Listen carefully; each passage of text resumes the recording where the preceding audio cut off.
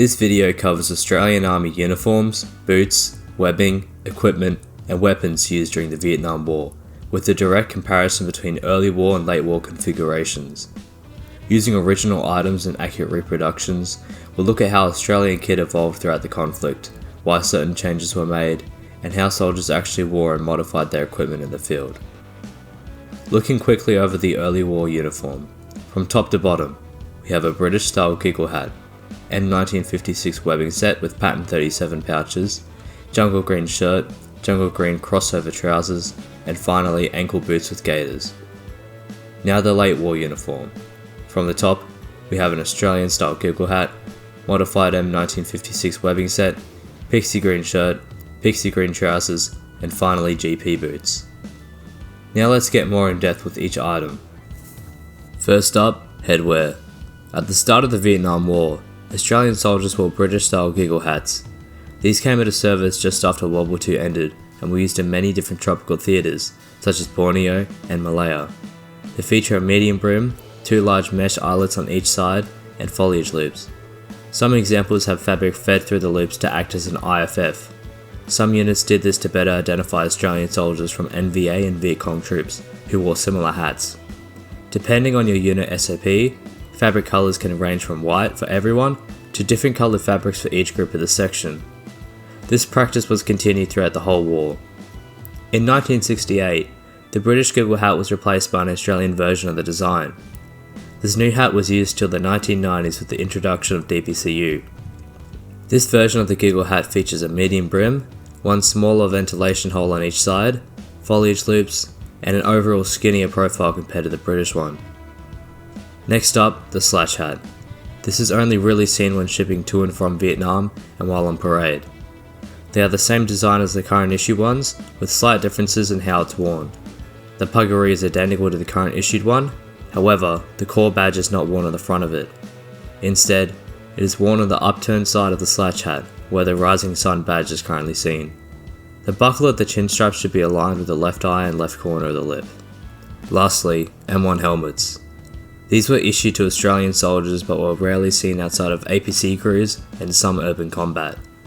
These were brought from the US Army or manufactured in Australia and sometimes featured World War II dense camouflage netting. If you're looking at getting any originals of these items, check Facebook Marketplace, Gumtree, and eBay.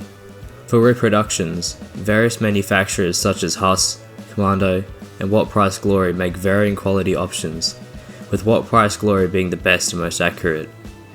Next, we have webbing. In 1961, Australia started to purchase M1956 webbing from the US and manufacturing copies locally. Before this, pattern 37 and some pattern 44 webbings were used. Australia had an issue with the M56 ammunition pouches, mainly that they couldn't fit their standard issue rifle, the L1A1 SLR's magazine. Due to this, P37 pouches were often used as a substitute due to their larger size. On top of this, shortages sometimes resulted in P44 webbing pieces, such as canteen pouches, being issued. The standard pack during this period was the P08 large pack used through both world wars. One possible, P37 items were dyed green. At the very start of the Vietnam War, troops often arrived with two standard P37 ammunition pouches mounted at the front of the webbing. These were slid on using the existing clips. Other common webbing items include M56 and M61 butt packs, M56 or P44 water bottle pouches, and wider modified P37 ammunition pouches used by M60 gunners.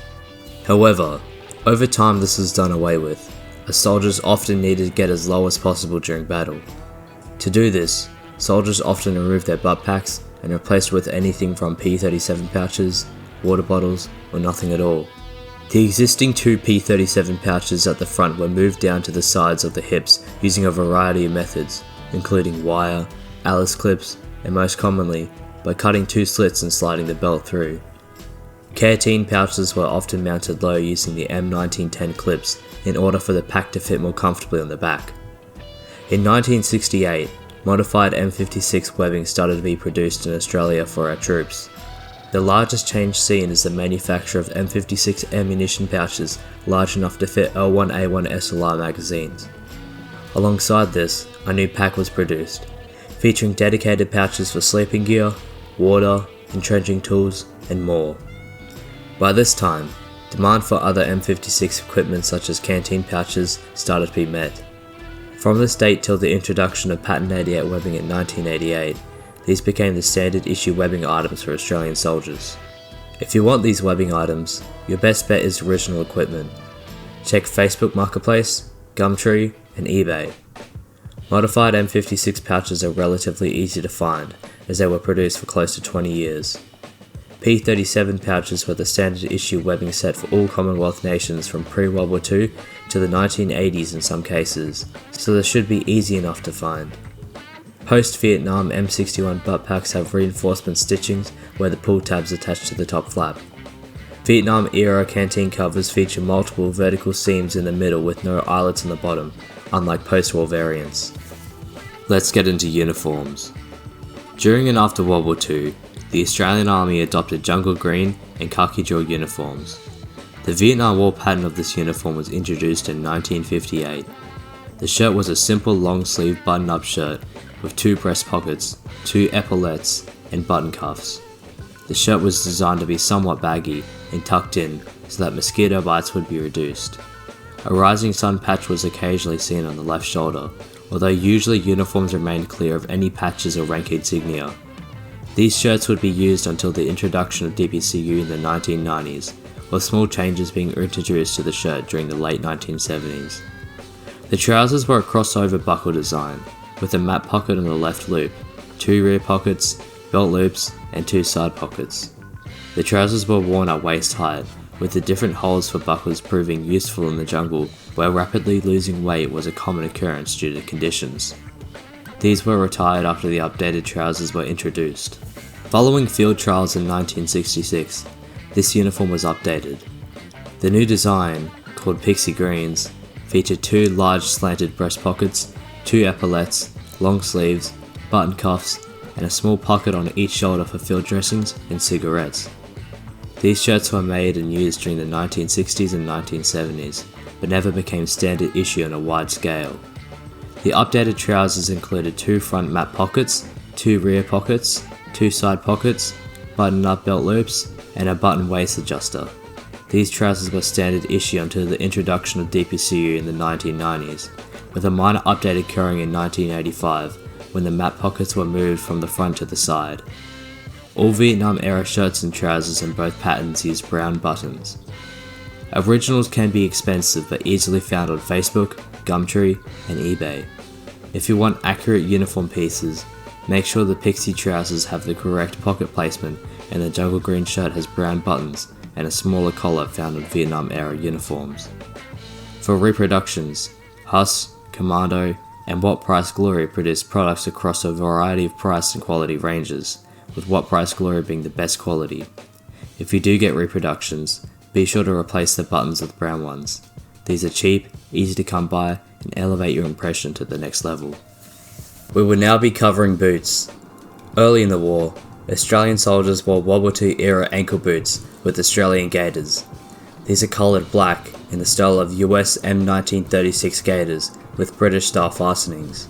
In 1965, GP boots were issued on a limited scale to AATV personnel. In 1966, they became standard issue for all troops in country. These were calf-high spike-proof leather boots and were standard issue from this period until the 2000s. The colour changed in the 1990s to a tan colour, however various retail outlets sell black dyed and recoloured boots. These boots need to be bloused in order to prevent debris from entering the boots. Vietnam-era GP boots have 2 styles of soles, one by Volseal and one by Dunlop. Another option seen on soldiers were US-made jungle boots. These were not standard issue, however, were often traded or bought from US soldiers. The Australian Special Air Service Regiment in particular loved these boots, being issued 2 of these per person. These calf-high boots feature a spike-proof sole, mesh eyelets, and a leather nylon construction. These were used for many decades after, in multiple different patterns and variants. Original ankle and GP boots are becoming increasingly harder to come by in common sizes. The gaiters, on the other hand, are readily available in sites such as DDC, Mitchell's Adventure, Commando, and the Outdoor Gear Co. Commando offers both reproduction GP boots and surplus tan ones dyed black. Additionally, ADF cadet boots are very similar, have been around for decades, and are still produced in a variety of sizes. For jungle boots, plenty of original, reproduction, and copies exist. Let's cover some basic equipment. Hexamine stoves allow you to cook your food using hexamine tablets. They're made out of a simple metal construction. These have been around since the 1960s and are still manufactured by both commercial retailers and the Australian Army today. Vietnam era stoves tended to be black, however some silver ones have been seen. These can be found easily in most camping stores. Hoochies are a type of tarp shelter standard issue within the Australian Army. They were first introduced in Vietnam in a shade of olive green. These were produced for decades and still made by retailers in both camouflage patterns and olive green. An iconic feature of the Vietnam War digger is scrim net. This green mesh net can be used for a variety of purposes, such as camouflage, moisture wicking, and to improve airflow. These are still being produced by various retailers in a variety of camouflage patterns and colours. The main difference between modern reproductions and period netting are the shape and size of the holes. Newer variants have smaller square holes, while ones from the Vietnam War are distinctly larger and circular. Finally, weapons. The standard issue rifle for the Australian Army was the L1A1 SLR. This was a gas-operated semi-automatic rifle chambered in 7.62mm rounds. The standard issue magazine capacity was 20 rounds, with a soldier carrying a base load of 6+1 magazines.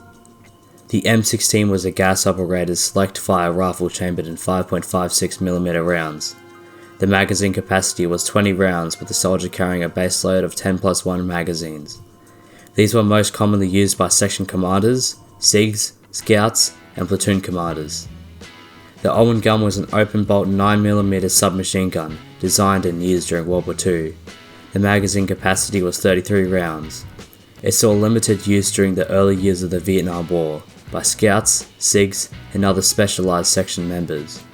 It was gradually replaced by the M16A1 and F1 submachine gun, which was introduced in 1963. The M60 was a gas-operated, fully automatic, belt-fed 7.62mm general-purpose machine gun. It utilized belts that could be linked together and was usually carried in lengths of 200 rounds. One of these were issued per section and was served by a 3-man gun group. This made up the majority of the firepower for the section. It was used for the whole duration of the war. Slings were rarely seen on any weapons during the Vietnam War. However, the standard issue sling was the L1A1 or Lee Enfield sling. By the end of the Vietnam War, Australian soldiers were wearing and carrying equipment that looked very different from what they arrived with. Early war kit was heavily influenced by Second World War designs and British patterns, while late war equipment reflected hard lessons learned in jungle fighting, prioritizing mobility, comfort, and practicality in the field.